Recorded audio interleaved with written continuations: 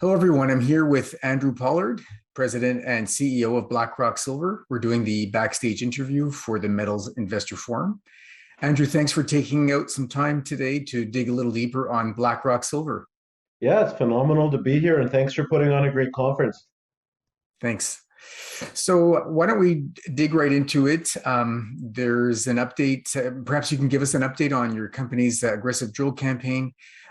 Things are very exciting as we go forward, and lots of catalysts and lots of big news coming. So maybe you can just sort of give us a high-level view to start with. Yeah, no, I think in terms of what to look forward to, it's going to be drinking from a fire hydrant because we've got 32 drill rigs, 32 drill holes at the lab pending assay right now, 4 rigs at site going full tilt until the end of the month here. And all of these drill results and all these drill rigs right now are working on giving us the bones of what will be our maiden resource estimate, which is going to be due out as soon as we can get these assays back. So between now and the end of the year, lots of drill results to look forward to, in the maiden resource estimate probably early Q1, unless the labs are able to pick up the pace in the interim. But we've just engaged MDA out of Reno to be the ones to model a resource for us. And they were at the site last week and they're getting started. So, they're going to model as they go. They don't have to wait for everything to be fully baked to come in and start, filling things out. But lots to look forward to in the short term here. And, as you were saying, it's been aggressive. I mean, we've been the most aggressive silver exploration story in North America since we started drilling last year. And it's nice to be hitting some good stuff. I mean, we wouldn't have been able to go at the rate we've been able to go unless we're quite confident in our model and unless we're hitting at the rate we were. And so far, so good. 10 veins and counting, and 6 to 7 kilometers of mineralized strike we've hit so far. And we just got some brand new blue sky targets, which we just staked the other day and have been refining itself. So we might be hitting those later this year. Excellent. So one of the things I realized or remembered was that you recently tripled, if not more, your land package, and this is mostly around Tonopah West. Tonopah West. So perhaps you could tell us a little bit about what you see there, what the potential is, and how that's evolving. Yeah, well, as we've gotten a handle on what's going on in Tonopah, our understanding of the regional dynamic is just really crystallized. Our resolution understanding has gotten much, much brighter. And we've effectively staked an additional 20 square kilometers.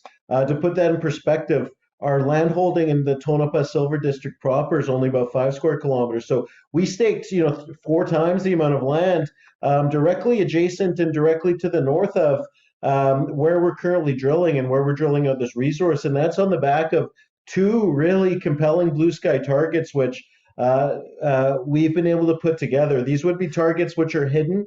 They're underground. They're undercover. So the historic miners probably walked by there, every day, in the 30 or so good years that Tonopah was a really active mining jurisdiction, and not known about these. And these are these have the potential to effectively be a second Tonopah-sized silver district for us, based on magnetics and based on some early stage mapping we've done.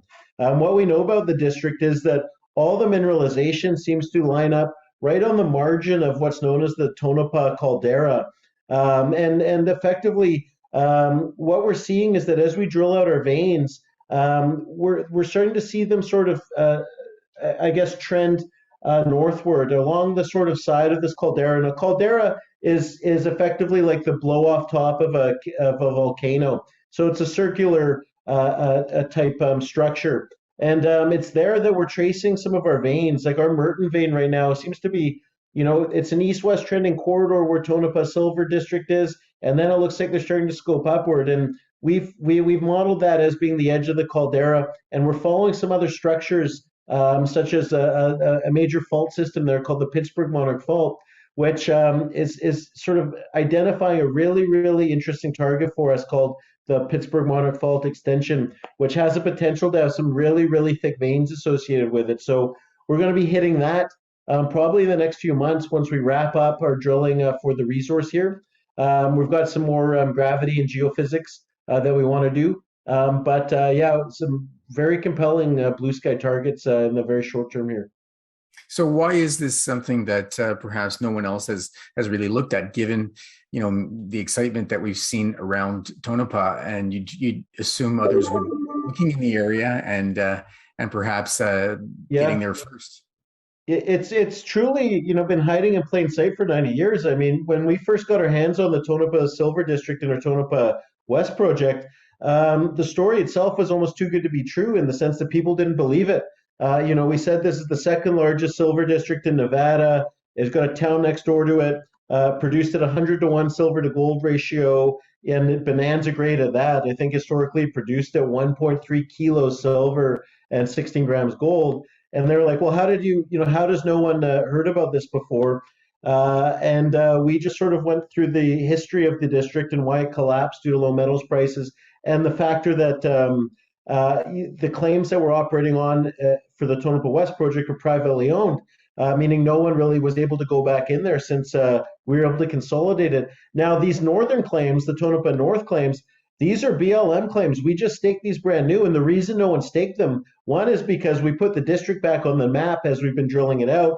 But two is these are undercover. So they're under sediments and they're under gravel, meaning there's no outcropping veins, there's no ledges, there's no real mineralization at surface that would have given the historic miners any indication that this would have been there. I doubt they would have known about the caldera even at the time and the significance of that, and they wouldn't have known how to trace the fault structures northward either and the significance of that.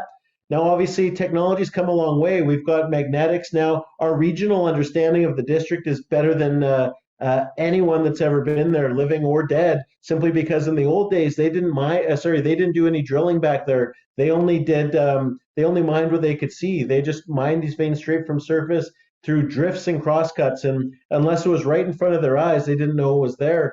So 85,000 meters of drilling or so gives us a lot of data to play with, in addition to the regional district scale surveys that have been done and the mapping that we've done.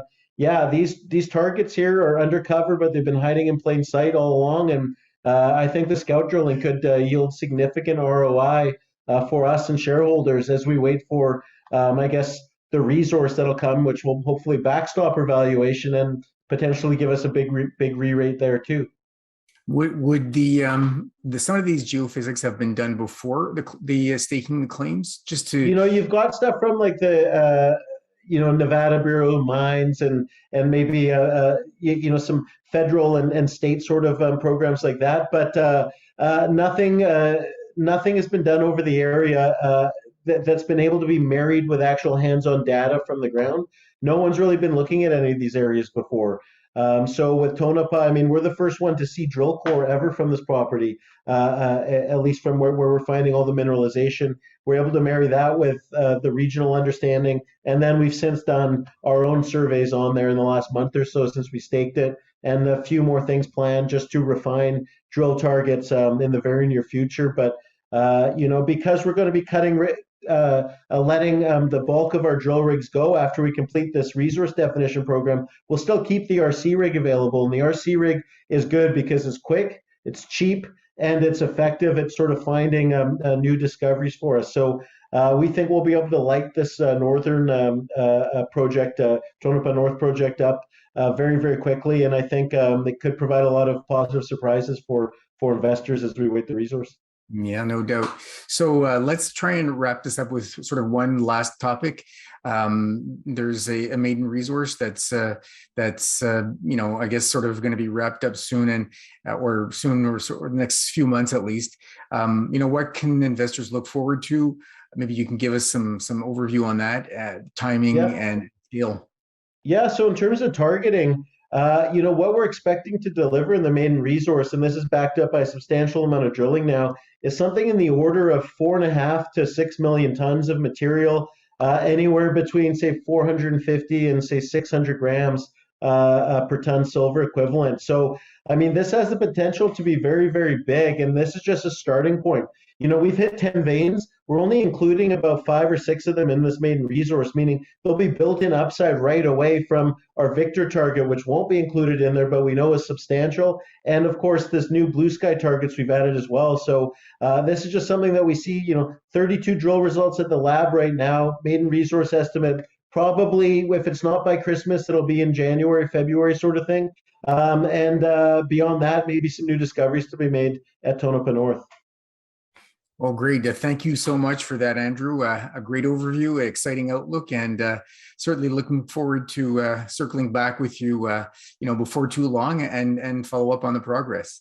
Perfect. It's great to be here, and thank you so much for the update here.